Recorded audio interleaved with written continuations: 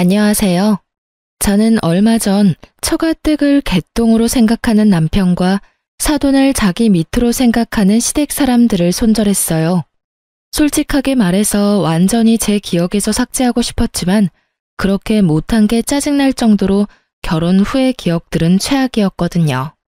연인이 부부가 되었다가 최악보다 더 못한 사이가 된 이유는 바로 시댁과 큰 연관이 있었어요. 그리고 이 모든 건 상견례를 거치면서 이상해지기 시작했죠. 저와 남편은 지방에 사는 고향 친구였어요. 부모님까지 친하지는 않았던 그냥 얼굴만 알고 지냈던 같은 초등학교 친구였던 우리는 20대 후반의 다른 지역에서 만나 결혼까지 하게 된 경우였어요. 시댁이 친정보다 잘 사는 건 그간 남편과의 만남을 통해 알고 있었지만 상견례 날에는 그보다 더 큰 충격이 기다리고 있었어요. 그날 친정아버지와 시부가 아는 사이라는 걸 알게 됐어요. 시부는 상견례 당시에 꽤나 잘 나가는 음식점을 운영 중인 사장님이셨고 친정아버지는 중소기업에서 일하는 직장인이었죠. 그런 두 사람 사이에 접점이 있을 거라고는 생각도 못했는데 알고 보니 두 분 젊은 시절에 같은 직장에서 일했다고 하더군요. 그것도 상사와 부하 관계였죠. 두 사람의 표정으로 보아 그다지 좋은 사이는 아니었던 것 같았어요. 하지만 그 상황에서 물어볼 수도 없었고 상견례가 끝나고 나서 아버지도 시부도 별 말이 없었으니 저도 남편도 별 생각 없이 지나쳤죠. 저는 좋은 날을 앞두고 분란을 일으키고 싶지 않은 심정이었고 남편은 귀찮은 걸 싫어하는 편이었으니 그냥 지나친 거죠.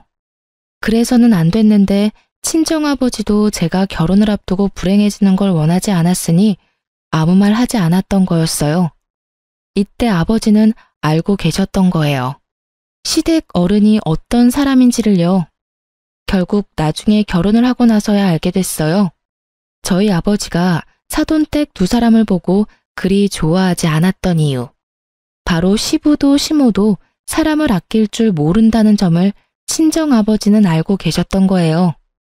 결혼 후 시부모는 저희 친정을 언제나 아래로 보며 하등하게 취급했거든요. 말만 사돈이지 예전에 자기 부하 취급하던 행동을 제 앞에서도 아버지에게도 그대로 하더군요. 그 모습에 정말 너무 어이가 없었어요. 상견례 때 아버지 모습을 보고도 별 생각 없이 결혼을 했던 저는 저와 친정이 시댁에서 어떤 취급을 받는지 아버지에게 말하고 싶지 않았어요. 제 자존심의 문제가 아니라 부모님이 상처받는 게 싫었고 결혼한 자식이 불행하다고 하면 부모님이 느낄 안타까움과 슬픔이 짐작도 안 갔으니까요. 결국 제 잘못인 거죠. 참고 살아보겠다고 결정한 그 다짐이 제 발목을 잡을 줄 몰랐으니까요. 말은 참을 수 있었어요. 제가 듣고 그냥 넘기면 되잖아요. 뭐라고 짓거리건 그냥 앞에서 흘려넘기면 될 일이고 제 기억에 남아있는 것들은 그냥 제 기억에만 남겨놓으면 된다고 생각했는데 제가 아무렇지 않게 받아들여 넘길수록 시부모는 더욱 수위를 높여 저와 제 친정에 대해 비난을 하고 아랫사람 취급을 하더군요. 그 사람들이 그런 말을 하는 건 순전히 저를 괴롭히기 위함이라는 생각이 들었어요. 제 아버지가 자기 부하 직원이었다는 걸 알고 나서는 며느리가 아닌 부하 직원의 딸처럼 보였나 봐요. 게다가 시무는 며느리가 뭐 하나 잘난 구석이 없다며 매번 저를 폄하하고 욕하기 바빴어요. 이상하죠? 결혼 전에 만나서 식사 사드리고 선물 사드릴 때는 좋아서 입이 찢어질 정도로 웃더니 말이죠. 고작 아버지가 시부의 직장 부하였다는 이유만으로 저에 대한 취급이 하루아침에 바뀌어버린 거죠. 그렇게 참고 지내던 제가 폭발한 적이 있었어요. 결혼 직후 처음 맞이한 명절이었죠. 저와 남편은 양쪽 집에 드릴 선물을 미리 준비했고 용돈 봉투도 이미 준비를 다 한 상태였어요. 그렇게 시댁에 갔고 평범하게 하루가 잘 지나갔어요. 이후 친정에 들르기 위해 시댁에서 나오는데 시모가 제게 선물 세트를 하나 건네더군요. 아버지한테 갖다 드려. 그래도 명절인데 사돈지간에 선물 하나는 보내야지. 빈손으로 보낸 거 보면 예의를 아는 건지 모르는 건지 이렇게 생각이 짧아서야. 선물을 건네며 함께 받은 말은 독했지만요. 이 정도면 대놓고 저희 부모님이 시댁에 선물을 하지 않은 걸 욕한 거나 마찬가지였죠. 선물을 준비했을 거라고는 생각을 못했기에 저도 그 말에 답을 못했어요. 그래도 시댁이 저와 친정을 생각해줬다는 생각에 마음이 좀 편해진 상태로 친정에 향했죠. 그리고 친정 부모님께 시댁에서 보낸 선물 세트를 건네고 시간을 보냈어요. 아버지는 좀 떨떠름해 보였지만 선물이 들어왔으니 남편에게 고맙다는 말을 전했어요. 그렇게 이야기하고 놀며 저녁 시간이 되어서 어머니는 들어온 선물 세트로 맛있는 음식을 해보자며 선물 세트를 열었어요. 저희가 받아온 건 말린 버섯 세트였어요. 그런데 쇼핑백에서 꺼낸 순간 모든 사람들이 깜짝 놀랐어요. 버섯 가득 곰팡이가 퍼져 있었거든요. 받아서 가지고 온 지 24시간도 지나지 않았는데 이런 곰팡이가 생길 리는 없었고 처음부터 곰팡이 생긴 걸 줬다는 게 더 맞는 말이었죠. 저는 경악, 아버지는 침착, 어머니는 정색. 그 와중에 남편은 자리를 슥 피하더군요. 저는 너무 화가 나고 어이가 없어서 밖으로 나간 남편에게 쫓아갔어요.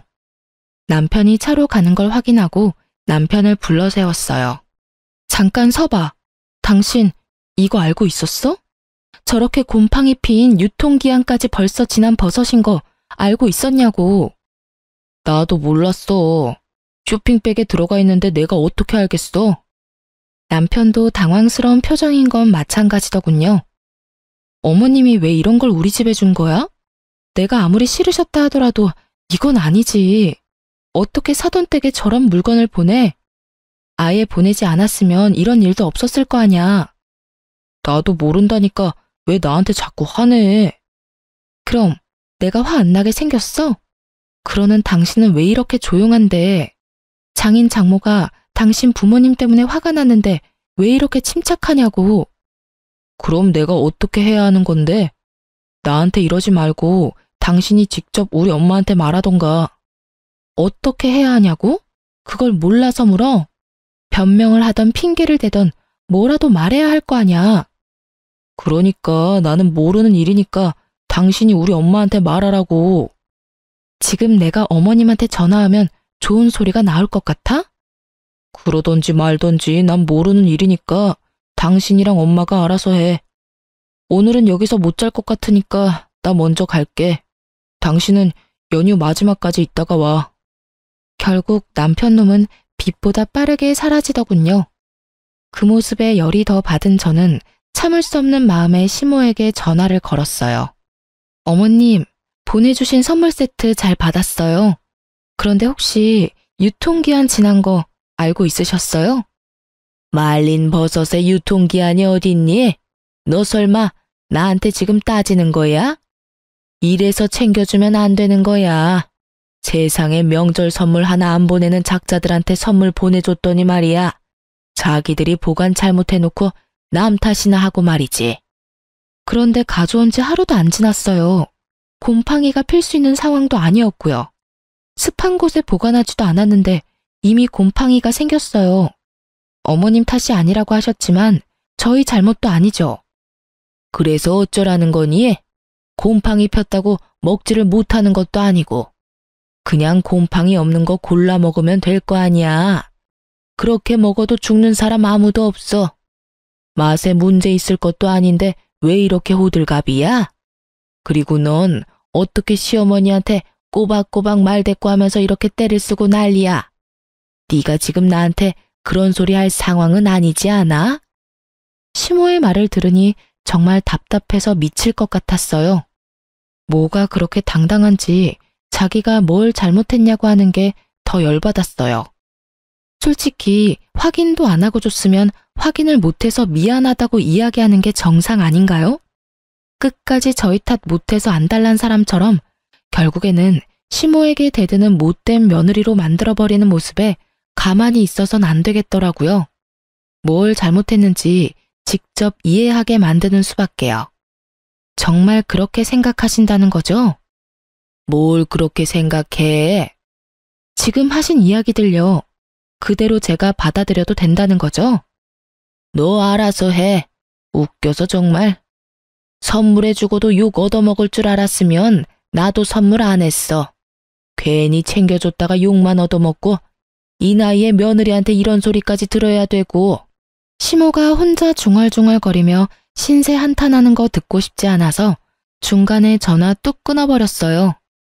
시모가 다시 전화하지는 않았지만 남편에게 엄청 뭐라고 한 것 같더라고요. 시모 이야기하는데 전화 끊는 며느리가 어딨냐면서요. 그 이야기를 들으면서도 저는 한 귀로 흘렸어요. 그것보다 더 중요한 일이 있었거든요. 다행히 시부 생신이 곧 다가오고 있었거든요. 저는 그날을 복수의 날로 정했거든요. 저와 제 친정이 받은 이 수모를 되갚아줘야 하는 게 당연한 일이잖아요. 아버지가 젊은 시절 자기 부하였고 얼마나 괴롭혔는지는 모르겠지만 그것과는 별개로 사돈댁으로 만났는데 이런 짓을 벌인 건 상식에 어긋나는 행동이죠. 그리고 무엇보다 제가 용서할 수 없었어요. 그렇게 착한 사람도 아니고 저도 한성가라는데 굳이 시무를 놔둘 생각은 절대 아니었어요. 시부 생신을 위해서 저는 열흘 전부터 준비했어요. 미역국과 잡채, 갈비찜 등을 준비하기 위해 재료를 열흘 전부터 사놓았거든요.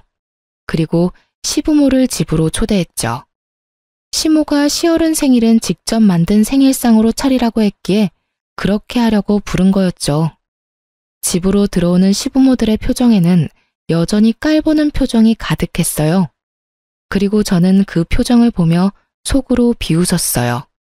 점심 식사를 위해 모인 시모는 우리 집에 들어오면서부터 역시나 마음에 안 든다며 짜증나는 소리를 해대더군요. 집은 치우고 사니? 어떻게 이렇게 정리도 안 하고 살아? 우리 아들 불쌍해서 이런 집도 집이라고 같이 살고 있는 꼴 보니 에휴. 그러게요. 남편 버는 것만으로는 감당이 안 돼서 맞벌이 중인데 집안일이 모두 제 몫이라 감당이 안 돼서 그런가 봐요. 어머님이 이해하세요. 이 사람이 돈 못 버는 게 이 사람 탓은 아니잖아요. 시모의 표정이 순식간에 시뻘겋게 변하더군요. 그러게 말을 조심해야지. 집이 더러운 게 오로지 며느리 탓인 양 이야기하고 싶었겠지만 그게 제 탓만은 아니잖아요. 게다가 제가 시모의 말을 이용해 남편을 돌려가자 남편도 기분이 나쁜 표정이었어요. 그런데 집안일에 손도 안 댄 건 사실이니까 자기가 뭐라 할 말이 없으니 참고 있는 것처럼 보였어요. 식사나 하자. 시모는 목표를 바꾼 모양이었어요. 그쪽으로 저를 자극해서 얻을 것 없다는 걸 알았으니 음식으로 저를 혼낼 생각이었던 것 같더라고요. 물론 예상하긴 했죠. 그리고 입에 하나씩 반찬이 들어가자 여기저기서 소리가 튀어나오더군요. 뭐야? 무슨 갈비찜에서 누린내가 이렇게 나? 여보, 당신 맛 안 봤어? 미역국 맛이 이상한데 상한 거 아니야? 생신잔치의 주인인 시부는 아예 먹던 걸 입 밖으로 뱉어내고 있었어요. 저는 천연덕스럽게 말했죠. 상했다고? 좀 오래되긴 했는데 상한 부분은 다 잘라내고 만들었어. 고기를 좀 오래전에 사놓고 넣어뒀던 거라 고기 들어간 음식은 다 맛이 이상했나 보다. 그래도 이거 먹는다고 죽는 건 아니잖아. 그게 할 말이야? 아니 어떤 며느리가 시부모 생신상을 오래된 고기로 만들어. 당신 장인어른 장모님한테 밥 대접할 때도 오래된 고기 쓸 거야? 그럴 리가 있겠어? 우리 부모님은 오래된 거 못 먹으셔. 유통기한 임박한 것도 불안해서 못 드시는 분들인데 내가 왜 그런 걸 대접해? 그걸 말이라고 해? 지금 당신이 처갓집이랑 우리 집 차별하고 있잖아. 차별이야? 이게? 어째서? 나는 어머님이 나한테 저번 명절에 하신 말씀대로 하고 있어. 그렇죠, 어머님. 갑자기 화살이 자기에게로 몰리자 시모가 당황한 표정으로 저를 바라보며 말하더군요. 난 그런 적 없어. 내가 언제 오래된 고기로 반찬하라고 했니? 이상하네요. 어머님 저번에 저희 친정에 유통기한 지난 거 주시면서 그렇게 말씀하시지 않았어요? 곰팡이 없는 부분만 먹으면 된다고요. 그렇게 먹어도 죽는 사람 아무도 없다고 하셨잖아요. 그래서 저는 어머님이 유통기한 지난 재료로 음식 만드는 거 좋아하시는 줄 알았지 뭐예요. 그래서 저도 최대한 취향 맞춰드리려고 열흘 전부터 고기 사서 숙성시켜뒀는데 어디가 잘못된 거죠? 제 말에 세 사람이 모두 말도 없이 저만 쳐다보더군요. 저는 당당했어요. 시작은 지들이 먼저 했지 제가 한 건 아니니까요. 너 설마 그날 그 일 마음에 두고 이런 일 벌인 거니? 시아버지 생신에? 이런 일을 벌이다뇨. 어머님은 그때 우리 집에 곰팡이 핀 물건 주면서 일부러 당당하게 구신 건 아닐 거잖아요. 곰팡이 핀 물건이라도 소중한 거라고 생각하라고 말씀하신 게 어머님이시니까 저도 그 말 그대로 존중해 드린 거죠. 설마 이게 실례라고 말하지는 않으시겠죠? 그렇다면 그때 우리 집에 그런 물건 주신 건 어머님이 실례하신 일일 테니까요. 제 말에 시모는 아무 말도 못하고 버벅거리고 있더군요. 남편도 놀란 얼굴로 저를 쳐다보고요. 다들 그런 생각이 들었을 거예요.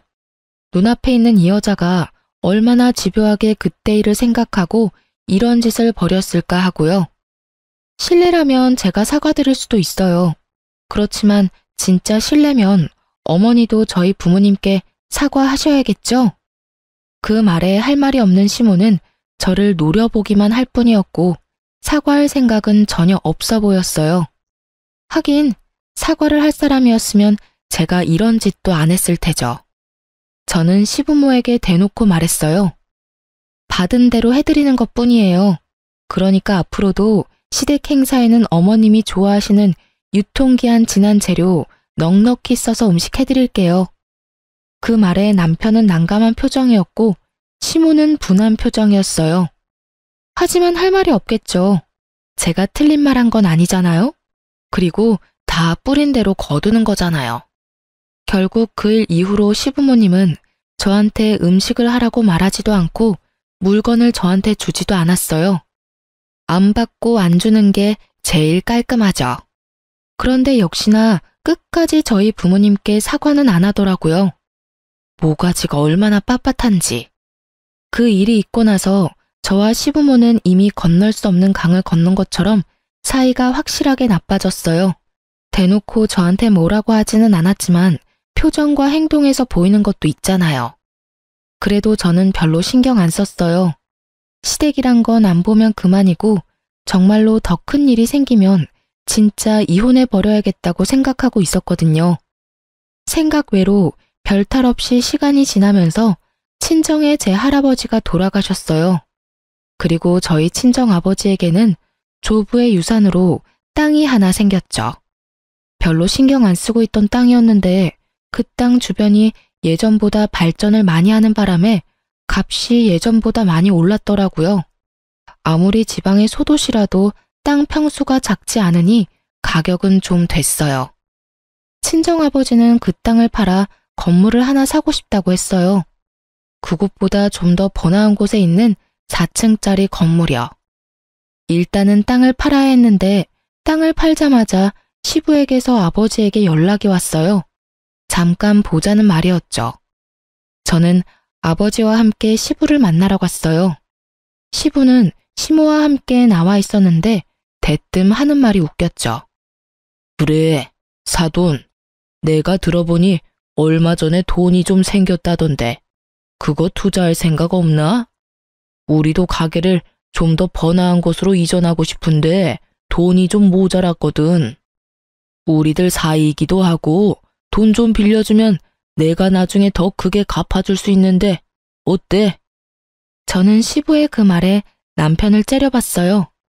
아버지가 땅을 팔아서 돈이 생겼다는 말을 남편에게만 했었는데 그걸 그대로 시부에게 가서 일러 바칠 줄은 몰랐거든요.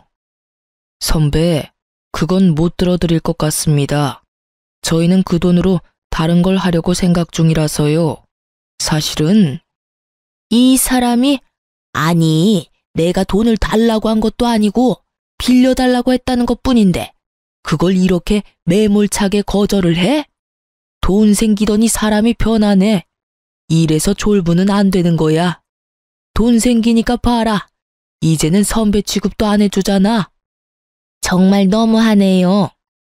여태껏 저희가 며느리한테 부족하게 한 것도 없는데 겨우 돈 5천만 원 빌려달라는데 그걸 거절해요? 세상에. 이래서 사람 속 모른다고 염치가 없어도 유분수지. 별 볼 일 없는 며느리 들여서 고생하는 우리는 생각도 안 하고 자기들끼리 잘 살자고. 저와 친정까지 싸잡아 비난하는 시부모를 보는 저와 아버지는 정말로 당황했어요. 저희가 그 뒤에 꺼낼 이야기가 시부모에게 그리 나쁜 이야기는 아니었거든요.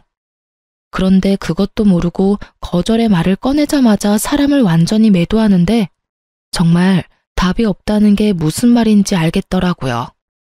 결국 아버지도 열을 받았는지 조용하시던 분이 한마디 꺼냈죠. 돈 맡겨놨습니까? 아무리 사돈이라도 정도가 있는 법이지. 손에 칼만 안 들었다 뿐이지 완전 날강도 아니오. 결국은 친정아버지가 먼저 자리를 떴어요. 저와 남편은 중간에서 난감한 상황이었죠. 이 일만으로도 제 머릿속이 엉망이었는데 더 안 좋은 일은 그 뒤에 일어났어요. 남편과 시부는 그 뒤로 제게 냉랭하게 대했고 저는 아무런 말도 건넬 수 없었죠. 남편과 이야기를 해봐야겠다 싶은 마음에 연차를 쓰고 남편과 시부가 일하는 음식점으로 갔어요. 그런데 가게 안으로 들어가기 전 유리병 너머로 남편과 가게 여직원이 이야기하고 있는 게 보이더군요. 그런데 남편 손의 위치를 보고 제가 폭발할 뻔했거든요. 여직원 허리에 손을 얹고 있었고 여직원은 뭐가 좋은지 하하호호 하며 몸을 찰싹 붙이고 있었어요. 너무 열받은 제가 문을 열고 들어가며 소리쳤죠. 지금 뭐 하는 짓들이야? 저를 보고 남편과 상간녀는 깜짝 놀란 모양이더군요. 당신 이게 뭐야? 설마 가게 여직원이랑 바람 났어? 여보, 그게... 난감해하는 남편과 모른 척하며 눈을 피하는 상간녀를 보니 억장이 다 무너지는 기분이었어요. 저는 남편에게 소리쳤죠. 내가 당신하고 이야기하려고 여기까지 왔는데 설마 이런 걸 보게 될 줄 상상도 못했네. 얼마나 됐어? 어디까지 갔어? 왜 이리 소란스럽냐? 제 목소리에 튀어나온 시부가 뚱한 표정으로 저를 보며 한마디 하더군요. 넌 여기 왜 왔어? 남편 일하는 곳이 음식점이라서 편하게 들락날락해도 된다고 생각하냐? 그리고 남편 일하는 곳에서 소리 지르는 건 네 아비가 가르치든? 결국 또 말끝에 아버지를 걸고 넘어지는 시부를 보며 아니, 이 상황에 대해 아무 말도 하지 않는 시부를 보며 저도 부글부글 끓었죠. 아버님, 아버님도 아셨어요? 이 사람 여기서 바람 피우는 거? 소리 지르지 말래도 바람을 피우든 뭘 하든 네가 뭔 상관이야. 며느리로서 네가 마땅히 해야 할 일도 하지 않는데 아들이 바람 피우는 건 어쩔 수 없지. 도움이 안 될 거면 가만히라도 있어라. 그럼 다 알고도 지금 저한테 제가 며느리로서 뭘 못했는데요? 내가 머리 숙이고 들어가서 돈을 빌려달라고 했으면 네가 나서서 일이 잘 되도록 했어야 하는 거 아니냐? 그런데 가만히 앉아서 지켜만 보고 있는 꼴이라니. 도움도 안 되는 며느리보다야 보는 맛이라도 있는 여자가 더 낫겠지. 이게 지금 저희 아버지가 돈을 안 빌려줘서 제가 이런 취급을 당하는 거예요?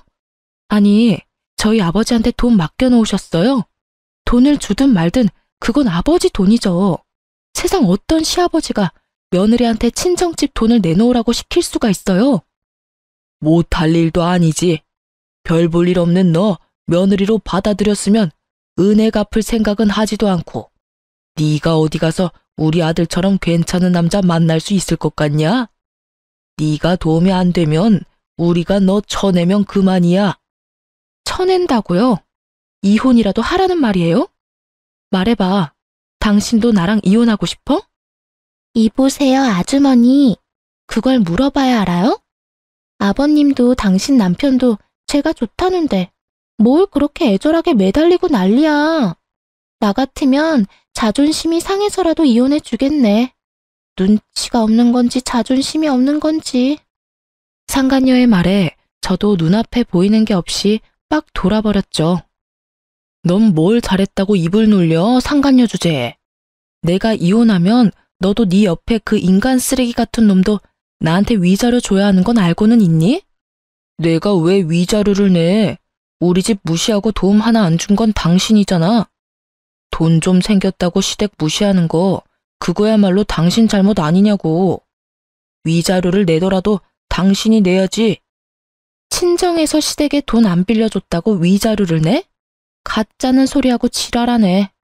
바람도 쓰레기 같은 네 놈이 피고 친정 욕도 내가 들었는데 왜 내가 위자료를 내? 그럼 이혼해. 나는 아쉬운 거 없어. 여기서 누가 잘못인지 법원에서 잘 가려서 알려주겠지. 얘가 못하는 말이 없어. 누가 너희 집을 욕해? 그리고 바람을 피우다니. 그냥 직원이랑 친하게 지낸 것뿐인데. 이제야 없었던 일로 치려는 시부를 보며 제가 코웃음을 쳤어요. 손바닥으로 하늘이 가려져요? 그 나물에 그 밥이라더니. 내가 이런 사람들하고 같은 취급 당하느니 차라리 이혼하고 말지. 한마디 던지고 저는 그 집을 나와버렸어요. 정말로 다 필요 없었거든요. 여직원이랑 바람나서 마누라 등한시한 인간 말종 같은 남편 새끼도, 그걸 보고 있으면서도 아무 말도 없었던 정신 나간 시부도, 정말로 그냥 싹 다 제 눈앞에서 없애버리고 싶은 기분이었어요. 하나라도 좋은 일이 없었다면 정말로 우울증이나 화병에 시달렸을지도 모르지만, 나쁜 일 겪으면 좋은 일도 온다고 아버지가 이혼 기간 중 조부의 땅을 팔아서 건물을 매입하게 됐어요. 그리고 저는 아버지를 대신해서 관리인으로 일하기로 했고요. 바쁜 아버지 대신 여러 가지 일도 처리했죠. 그러다 1층에 빈 상가에 계약할 사람과 만나기로 해서 그 빈 상가 옆에 있는 카페에서 기다리고 있었어요. 그 카페 사장님하고 나이 차이도 별로 안 나는 데다가 성격이 잘 맞아서 그곳에 앉아있는 일이 많았거든요. 카페 사장님이 화장실에 간 사이에 직원처럼 손님을 받아준 적도 많았고요. 그렇게 앞치마 메고 알바생처럼 하고 서 있는데 카페에 누가 들어오더군요. 저는 제가 기다리던 사람인가 싶어 쳐다봤는데 깜짝 놀랐어요. 전 남편과 시부였거든요. 이혼 서류에 아직 잉크도 마르기 전인데 이렇게 다시 만나니 새삼 분노가 다시 치밀어 올랐죠. 아이고, 그렇게 당당하게 이혼하고 나가더니 결국은 이런 데서 아르바이트나 하고 있는 거야? 이딴 카페 직원이나 하려고 이혼했냐? 그러게 내가 뭘 했냐? 우리 아들만큼 괜찮은 남자 없다고 했는데 우리 아들은 내 뒤를 이어서 이제 우리 가게 사장님이야. 옆에 있는 점포에 들어오게 됐는데 배가 아파서 어째? 아주 당당하게 비웃으며 저를 돌려가더군요. 그리고 그제야 알게 됐죠. 이 망할 인간들이 우리 건물 1층에 들어오고 싶어서 연락한 사람들이라는 걸요. 아는 지인을 통해서 자리를 보고 싶다고 했고 계약을 하고 싶다는 뜻을 비췄다고 해서 한 달이 건너서 약속을 잡은 거였는데 이 인간들인 걸 알았다면 거절했을 거예요. 그렇지만 이미 이 사람들은 여기에 들어온 상황이죠. 어이가 없어서 안 입고 온 표정 짓고 있으니 시부가 자기 상황도 모르면서 저한테 또 한마디 던지더군요. 옆에서 일한다고 우리 아들한테 꼬리치지 마, 응? 이미 이혼하고 남인데 콩고물 떨어지는 거 받아먹으려고 근처에서 알짱거리지 말라 이 말이야. 그러게 처음부터 네 아빠한테 말해서 돈 빌려주라고 했으면 이런 일 없었을 거 아니냐? 꼭 갑자기 돈 생긴 것들이 의리를 몰라요, 의리를. 내가 일할 때 챙겨준 게 얼만데 이딴 식으로 사람 뒤통수를 치고 말이지. 갑자기 돈 생겼는데 돈 빌려달라고 대뜸 달려들어서 물어뜯으려는 피라냐 같은 인간들은 어떻고요? 일할 때 얼마나 저희 아버지를 얼마나 잘 챙겨줬으면 얼굴도 보고 싶지 않았다고 학을 떼요? 그리고 지금 이 상황을 제대로 모르시는 것 같은데 제가 이야기하려는데 카페 사장님이 돌아왔어요. 그러고는 시부와 전 남편을 보더니 저한테 말하더군요. 혹시 오늘 여기서 보기로 한 사람들이에요? 저 옆에 들어올지도 모른다는? 보기로 한 사람은 맞는데 저 옆에는 안 들어올 거예요. 아버지가 절대로 허락 안 할 거거든요.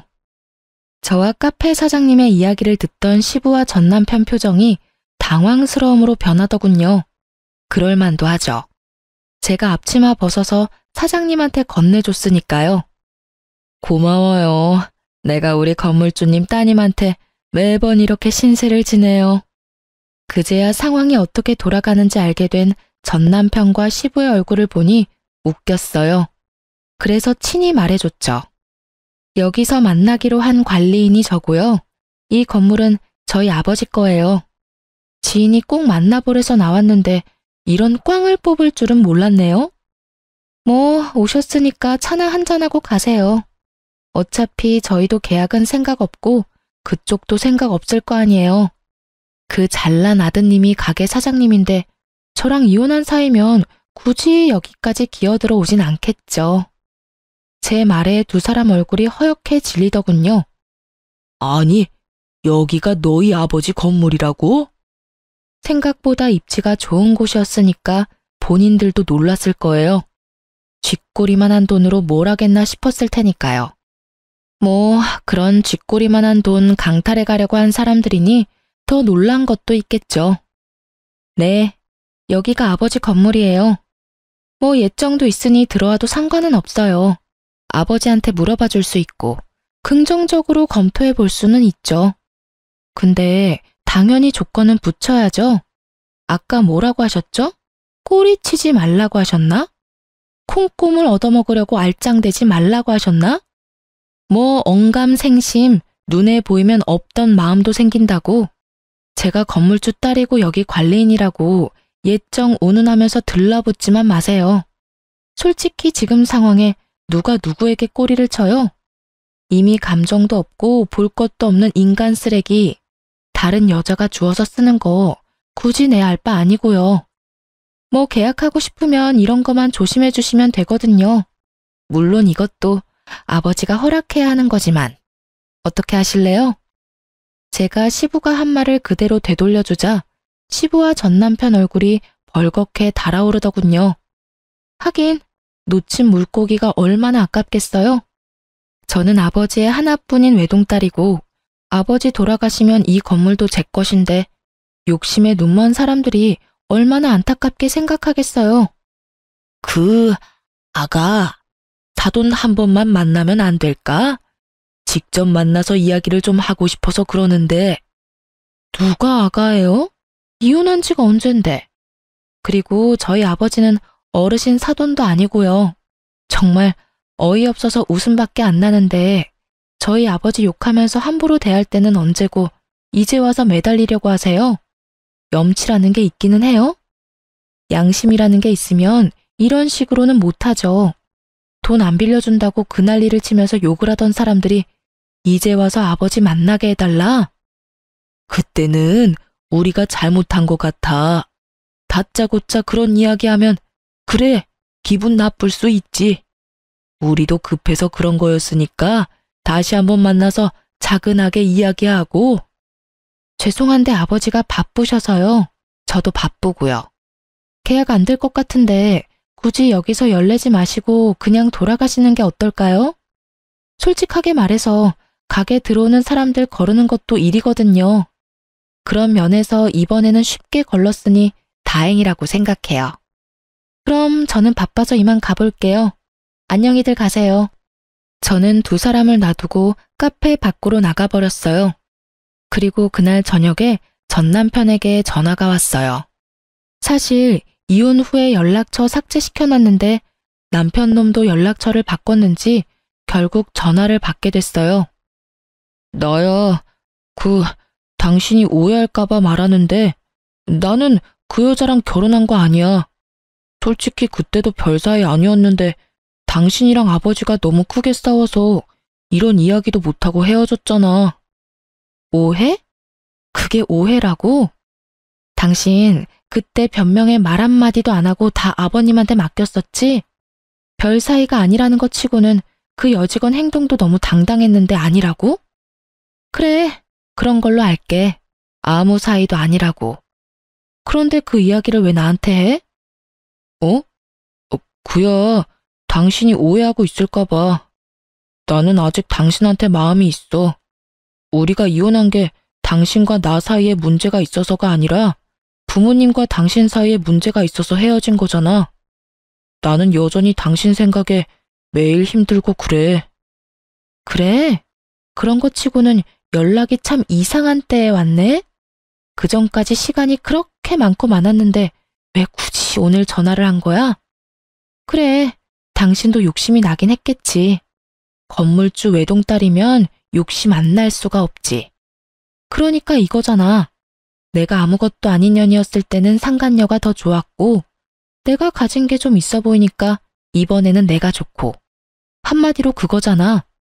그런데 너는 나한테 아무런 메리트가 없어. 장점이 하나도 없다고.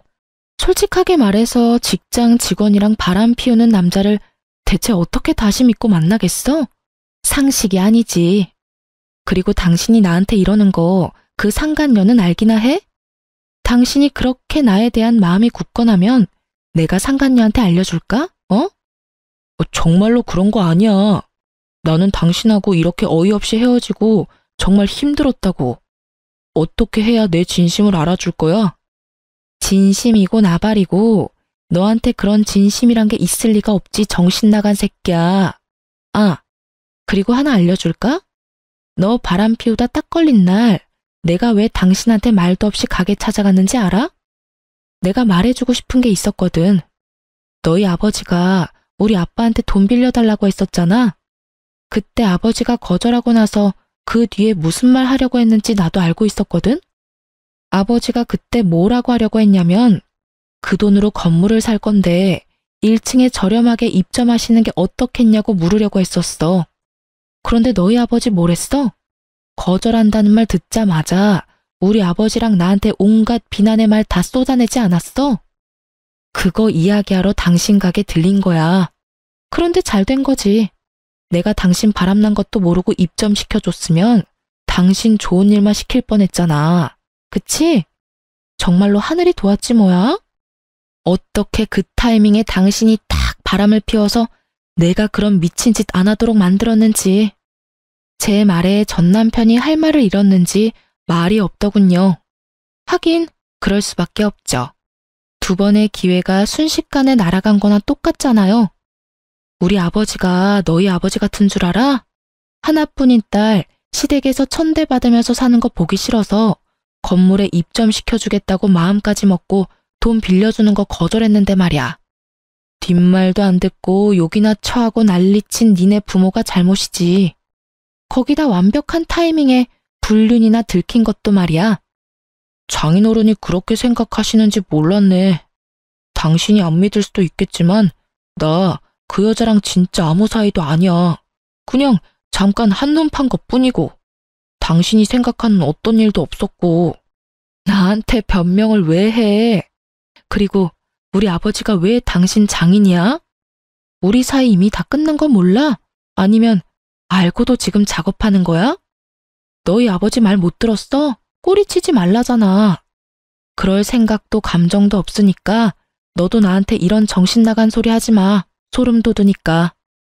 이야기 끝났으니까 전화 끊을게. 연락 다시는 하지 마. 대수가 없으려니까 별 미친 것들이 들러붙어요. 저는 그렇게 말하고 전화를 뚝 끊어버렸어요. 그리고 수신 차단 걸었죠.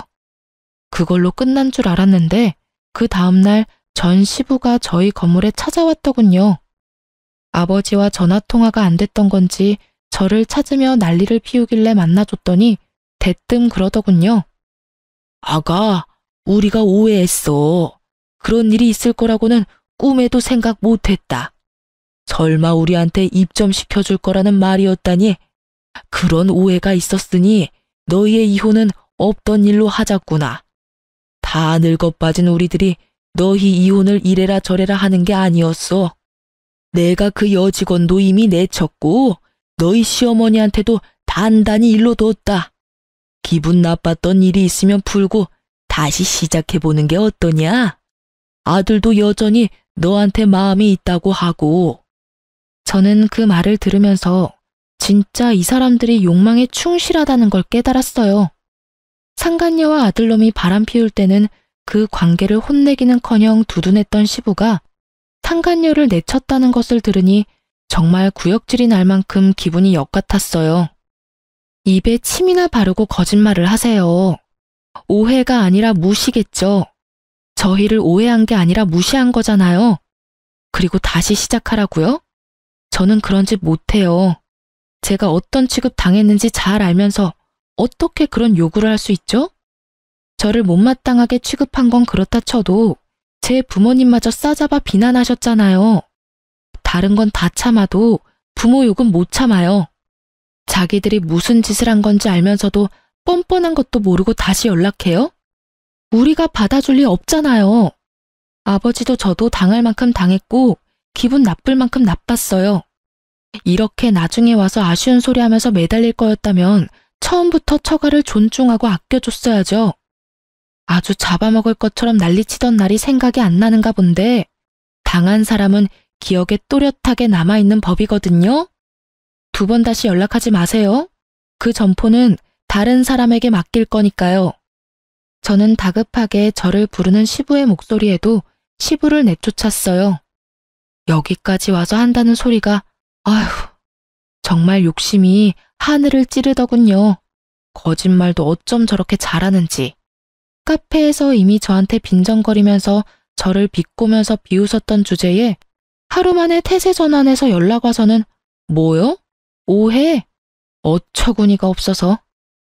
이야기를 듣는 내내 이 인간들 가식에 험한 욕 내뱉고 싶었던 적이 한두 번이 아니었어요. 말 같지도 않은 소리를 턱턱 내뱉는 걸 보니 역시 사람 변하지 않는구나 싶었고요. 이날 있었던 일을 친정 아버지에게 이야기했더니 엄청나게 화를 내시더라고요.